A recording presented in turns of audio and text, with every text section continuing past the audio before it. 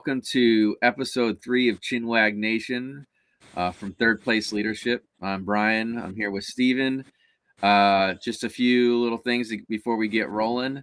Everything we talk about is our opinion. It doesn't represent past, current, future organizations that we may be affiliated with or work for. It's just us having a good chinwag, good just kind of conversation about things. And so today we're going to be talking about being new to a gig.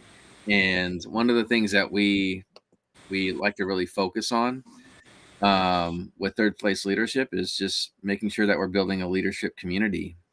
And when you're new, sometimes that can be hard, right? You're especially if you're new to an organization or new to an initiative where you don't really know a whole lot of people. And so today we're going to kind of dig into that. And as I was preparing for today, and I was thinking about being a new leader, right? New to things, new to an initiative. I couldn't help but wonder, like this, I just wrote this down. I said, humility silences the noise. So like if you're humble, right, you can kind of just keep the self chatter and maybe even the chatter about you down. But if you're sitting in your ego, right, it amplifies the noise, right? Things become a little bit more complicated. And so humility silences the noise while ego amplifies the noise. So when you hear that, like what comes to mind for you, Steven? Yeah, I remember you sent that over, and I've been reflecting on that for what was it, like 4 days now, and there was a couple of things that popped up because I know you've got a list of points you want to make, but Yeah. I wrote down ask more than tell. I think it's this is a practice in humility. Yeah. Admit that you don't know. A lot of people are not secure enough to say that they don't know, right? And to sometimes force feedback one way or the other, or an answer one way or the other, doesn't necessarily always benefit you. Celebrating others, I think, is super important. Yeah. And that also is a form of security and humility. A lot of people, especially leaders, feel the need to take credit by the people that work directly for them. Yeah. And if you're in a healthy culture, that shouldn't necessarily be the case. And just another practice would be reflective pauses, right? You don't always have to be quick to answer. And I actually thought about your quote and kind of came up with a small saying of my own, Brian, and that's that humility does not mean lacking confidence. It means grounding confidence in service, not self. Yeah, I thought about the service idea as well, right? Like humility is absolutely connected to service. And I've caught myself, right, when I want to, like, because when you're new, you want to prove yourself. You want to really knock it out of the park because sometimes you're in a probationary period, or you're trying to build, right, credibility, which builds trust, and you want to really kind of step out. And so sometimes speaking first is something that it's inherent, right? You're like, I have to make sure that I'm heard. But what I'm hearing from you is like, actually, by not being heard, you'll actually gain potentially more favor. By being of service, you'll actually be able to settle in better. And I think it gives you time for observation too, because you're joining a community, for lack of a better word, right? A leadership space, especially an executive leadership space, an initiative space, a project space. It's a community of people. And I remember taking like facilitation courses back in the day to kind of build my skills. This is quite a while ago, right? And they have the usual suspects, right, in the community, right? The person who's going to lead out first, the person who's just going to listen, right? You just kind of have those natural characters show up. And so if you're new to that space, doing what you just referenced, right? Listen first, be of service. Don't feel like you have to be the one to step out right away. Will give you time to look at that community, right? That leadership community as well. Absolutely. Yeah, I mean, it's the concept of leadership, right? And I know we've talked about this quite a few times. It just comes back to people. Yeah. right? I mean, does leadership exist in a place in which there isn't people, right? I maybe in the future with with AI, you might be leading, a group of chat bots. I don't know. It or robots. I mean, you never know where it's going to go, but you're right, 100%. I've heard people say like people are going to people, Yeah, and peopling's a thing. And so I think that's 100% right. Like you're right. You're going to have to, no matter what, whether you have people below you that you're leading or you're maybe within a group of peers, which is even more complicated, especially if you're joining something new where you're all new, yeah. right? There's this great video online that talks about um, Tuckman's team development cycle, right? Forming, storming, norming, performing. I think there's like a journey. There's like a fifth step. But it's it's the video's Lord of the Rings, Oh, that's awesome. right? It's Frodo, and they're trying to figure out who's gonna step out and like lead them on this adventure to save the world. And right, and so they're forming, right? They're having these conversations, and then they're storming, and they're like all yelling at each other. But it's like it's based off Lord of the Rings theme. Is pretty funny. I'll have to put it in the chat here after we're done, after this recording's done. But it articulates that, right? Like that that's going to happen over and over again.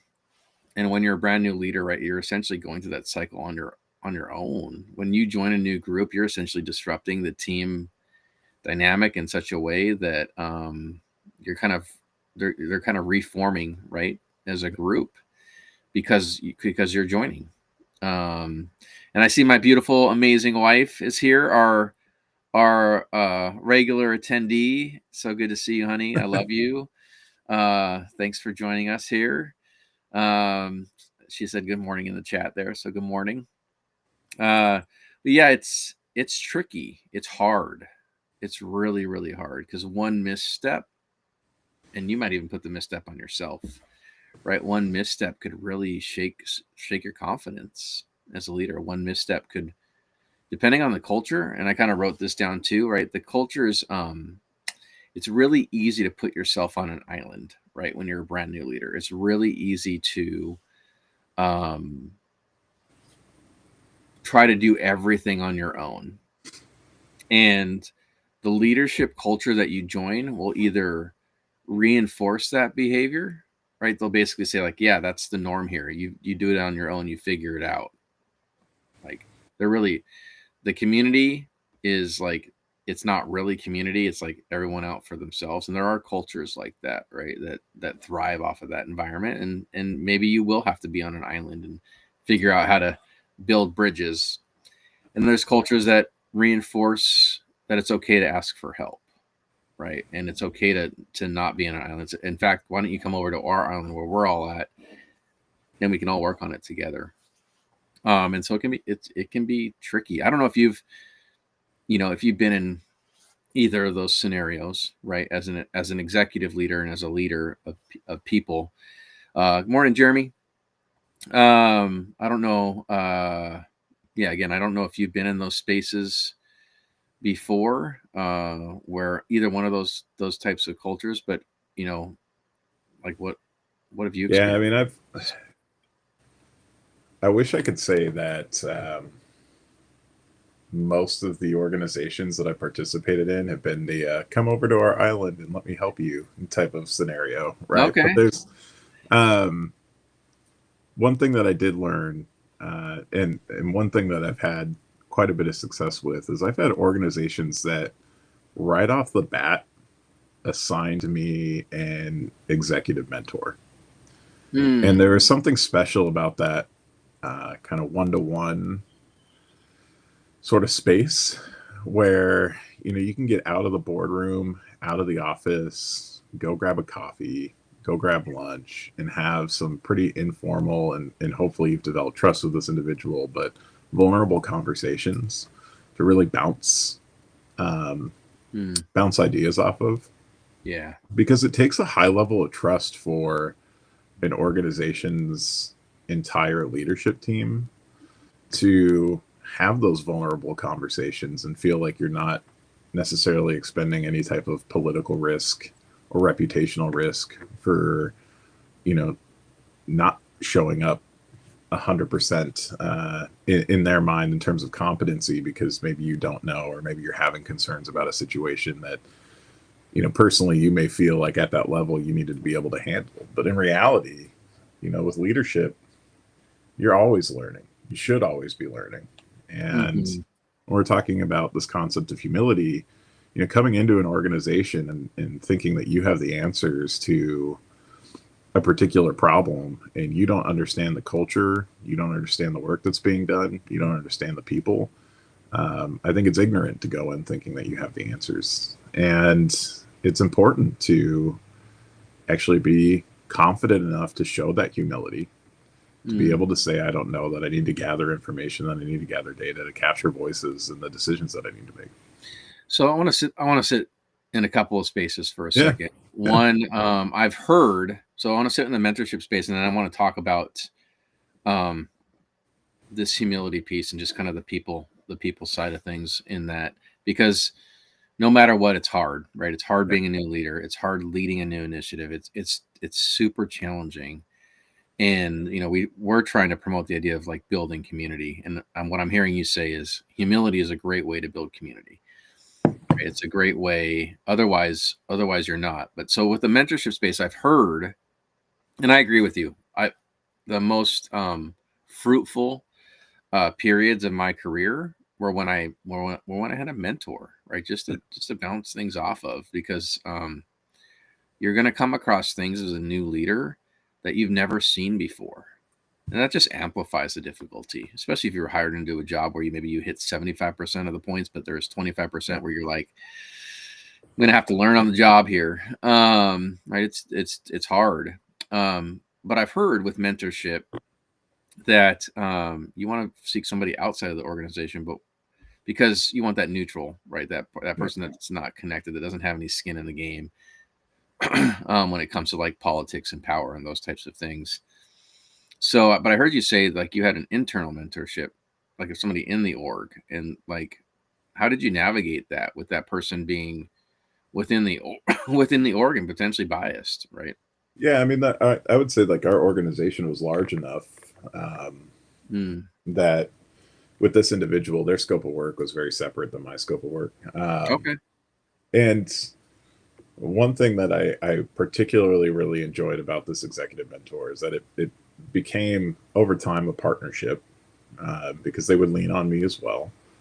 But this individual was not shy about not only talking about the culture and the organization and the challenges and just sort of validating maybe my own feelings, but they weren't afraid to give me feedback either. Mm, And because sometimes I would have to make assumptions about what is my role, or yeah, what type of decision do I need to make. And this I don't person know. would be like, well, have you considered this, or maybe you're slightly off base here. And being able to have that sort of high level of trust to where this person felt like they could provide me that type of feedback and still preserve a strong relationship was really important. I don't know, man. Sometimes I give you feedback and you just like you've got the greatest retorts, man. And That's like, just special for you. listen, listen, everybody. Like, don't try to burn Steven. His burns are like level 300, to my level 10 burns. So just throwing just throwing that out there. Yeah, I no, that makes a lot of sense. I think what I heard you say, and if I'm reading between the lines, it was a high trust relationship between Yeah. you and the mentor, and so the space for feedback was not only given, it was received in right with the right intent. And I think that's, if you're going to seek a mentor within your organization, really work, it sounds like, really work on that trust building, right? Because because you don't want it to backfire, right? If Yeah. you're like, you're just going in there and venting, and sometimes you need to do that, right? Sometimes you need to vent. And so, and we only have about 10 minutes before we kind of open it up for questions. But one of the things I wrote down is, um, I wrote a couple of questions for you and for both of us to consider. One is, what's the biggest challenge you've ever had as a new leader, and how did you overcome it? And what was your biggest win as a leader, and why, and how did you sustain it? Yeah. Um, I would say one of the biggest challenges that I've had as a leader. I was in a executive level And you position. were new to this role, right? I was new to this role, Yeah. and just as we talked about learning about the people, the processes, the products, right? There's learning about the culture, Mm-hmm. and it became very clear to me while I was in this role that decisions were being made about things that I was supposed to have authority over, and that talking to me was just a formality, by Mm-hmm. those that were above me. The decision was already made, The decision basically. was already made. Yeah, you would come Yeah. into these conversations, and it was just a polite, Yeah. And type of scenario. this is not uncommon, folks, right? No, So, and it's not because there's always ill intent. So I wanted that to be clear, but it can happen, right, where you're in yeah, a new role, right? Yeah. and and for me, I always try to center my decision making process on my integrity, right? And Mm-hmm. so I have I do found. know that about you, Stephen. Thank you, For sure. thank you. And Yeah. I've found though that in order to do that, you have to have some very risky conversations that I feel like Mm-hmm. the majority of the time have worked out well for me.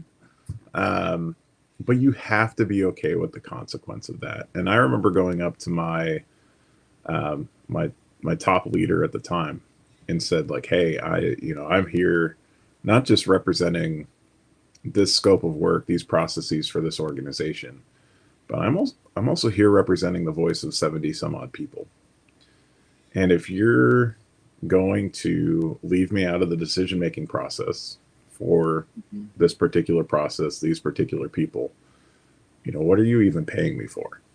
Mm-hmm. And I'm be doing a disservice to these individuals whom I'm going through the process of getting to know, representing their work, um, trying to advocate for their product and for their voice.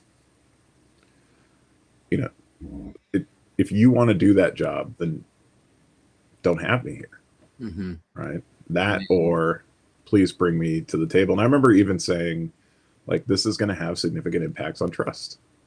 Um, and traditionally, you will get like a fairly political response back, right? Like, oh, you're absolutely right, or I want to validate this, and yes, I will do that. But what ultimately has to follow through is action.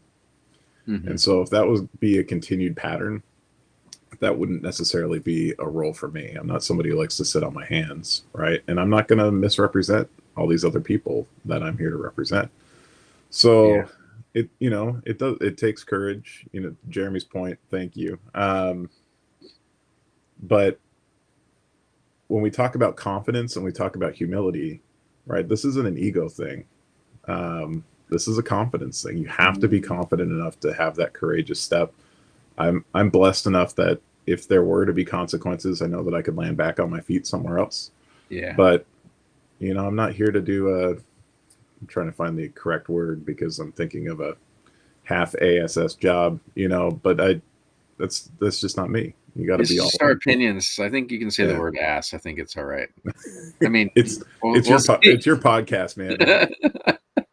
I mean, f bombs is one thing. Yeah, Like not that kind of courage, Jeremy. But I think we can say that it'd be all right. If folks are offended, we apologize. But yeah. Just I let think us that's an okay word. Yeah, I have a little bit different experience know. Yeah. in terms of my biggest challenge.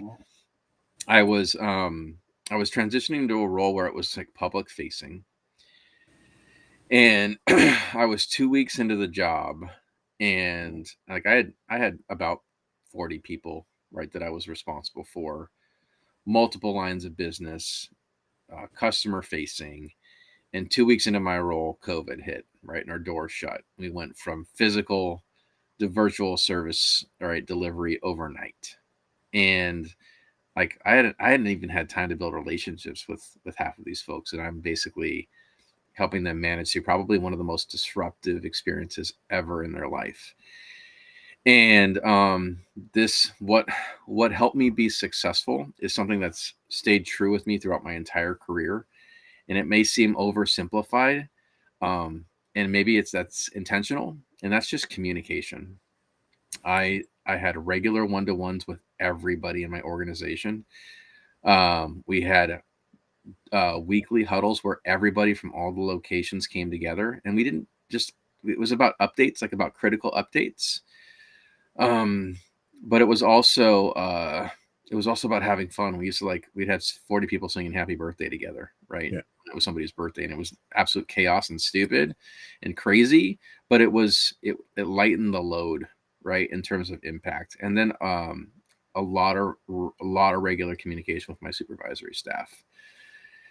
Uh, but just communication. And if I made a decision, I always explain the why. And there were times where I made decisions without all the information because you just had to, like, you had to move forward. And I learned during that time how to make a decision without all the information and have some courage to do that. And I think that's that's kind of an underlying theme through our experiences here, and that's taking a little bit of risk, calculated risk, right? The right risk with integrity. As a new leader, if you're doing it with integrity and the right intent, and you're communicating effectively, you should land on your feet right on the other side, even though it Yeah. might feel a little bit painful. We have about 3 more minutes. I'd love to get to your biggest win and why, and like how you sustain that.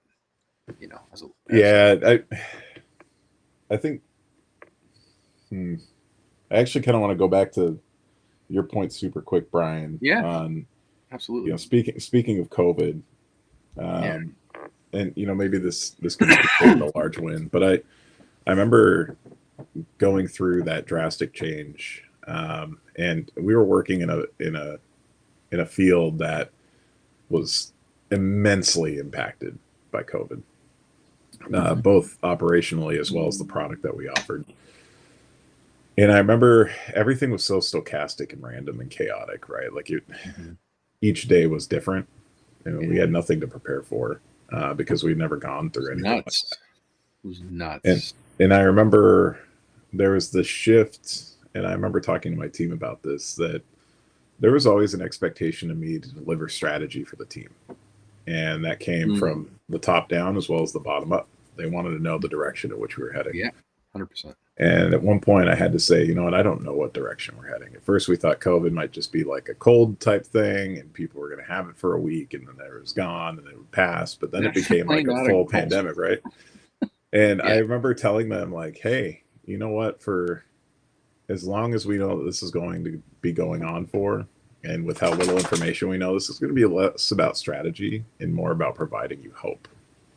yeah. Um, and sometimes it can be something as simple as singing happy birthday as a team to give them some sense of normalcy versus this like complete uncertainty that people were drowning in. And it was Yeah, impacting how they were showing up. So if they knew that they had a safe space at work, that went a really long way. And being able to shift the culture from that sort of traditional environment where you had a pretty concrete foundation, what was going to happen over the next 1, 2, 3, up to 5 years, into a place where every day was going to be a little bit different, but you can lean on one another and overcome that. Like that mhm. helped us with our retention.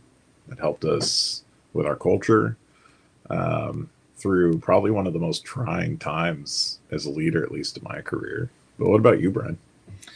Yeah, and I know we're coming up on our last 5 minutes here, but I used to meet with every new employee, every single one, and I would offer 3 commitments. And I offer these commitments. I offered 3 because I didn't want to overpromise and underdeliver. And I think a lot of leaders, right? We want to please as a new leader, and so we offer a lot of things, but we're not able to sustain things. So I was really committed to this, especially when leading over 40 people. And I had 3 things, and this is like my biggest win because I was really consistent. about this, and I said there's no wrong door for communication. I don't care if you have to go to the director of the organization. If it's going to help you serve your customer, do it. My ego is not so big that I can't handle you going above, right, quote unquote, above me, right, to get answers and get support. uh the second thing was I'm invested in their development. So um if they find the perfect job even a week after starting, I want it to be an open conversation. Like, let's talk about it. I want you to be successful no matter what. And I was honest with them. I said, selfishly, when you leave here, I want you to want to come Yeah. back even when you leave, right? And so that was a big part of it. And then the third thing was, please challenge me publicly. If you don't agree with my decision making and you don't agree with where we're heading, ask the question, because if you're thinking it, likely somebody else is thinking it. Yeah. And those three things were super important to me. And I'm like, I'm going to make sure that I commit to those every single day. And I hope that anybody who's ever worked for me before will, if you ask them if I did those things, that they would say that I did. Yeah. And so those were really important to me, and they're still important to me to this day. I still model those things to this date with my employees, and it I've found over and over again, even as a new leader, that if you want to build trust quickly, you offer those three things. So we have about 4 minutes left. I see you, Jeremy, my amazing, wonderful, beautiful wife. If you have any questions, go ahead and just throw them in chat. Looks like we're getting LinkedIn chats in here, but I don't think we can message back on here back to LinkedIn. So we'll see. Jeremy, I saw you on YouTube too. But are there any questions you want us to answer before we hop off today? I was gonna say, like, the little your Heifer's Steven's dog with the ear flap. I was like, that's not our manufactured noise, like, background. You know, like, little things in the back. But Oh yeah, my gosh, Heifer's so disruptive all the time. Um, she's cute though. There's a little bit of a delay, so maybe there won't be any questions that'll come through, but we'll hang out here if there are any questions from you folks about anything that we talked about today, anything you want us to address, maybe that's not about what we talked about today. All right. So Jeremy says, if you could go back to your first day, what would you tell yourself to ease the nerves? oh man. It's just a job. Yeah. I mean, You know, like, there's so many things out there right now that say there's more to your identity than your job. And I remember a while back going to, like, seeing a therapist, and they whipped out this life wheel. You know, what are you doing for fun? What are you doing for hobbies? How are you balancing your family time, your exercise? And work was like just one of the equal slivers, right? So it's just a job. I mean, I would tell myself that, and I try to tell myself that sometimes today, like, don't place too much of your identity in your job, otherwise you'll lose yourself. yeah, and it's hard because people leave their work not because of their job, but because of their bosses. Mm. And so, you as a leader have a profound impact on that organization. Not to add that pressure back in, but I do. Like, ease the pressure, Stephen. Right. Ease. One thing I try to tell people, and this goes all the way back to when you're interviewing, is like, don't try to be somebody that you're not. I think it is so much better to be Mm. rejected for a job opportunity because you were authentically yourself, and then get chosen because you're authentically yourself. Because then when you secure a role, you're in that role because you're you, right? And nobody else can be you better than you. And so shake off all the expectations of what it is that you're supposed to be. Shake off all these expectations of where you think that you're supposed to be going, and just be yourself, right? Yeah. Because that's what they were looking for in a cultural fit. That's what they were looking for in a professional fit, and a personal fit. And you just got to believe that, you know what, you were the right choice, and be confident in that. Yeah, awesome. I love that. So, humility, service, just be you. We know it's hard. Like, being a new leader, being new to an organization, in a leadership capacity is hard. So take a breath. It's just a job. Have an amazing day. Thanks for joining us today. And if you watch this recording after, please reach out to us if you have any other questions. Have a great day, everybody. Bye, everybody.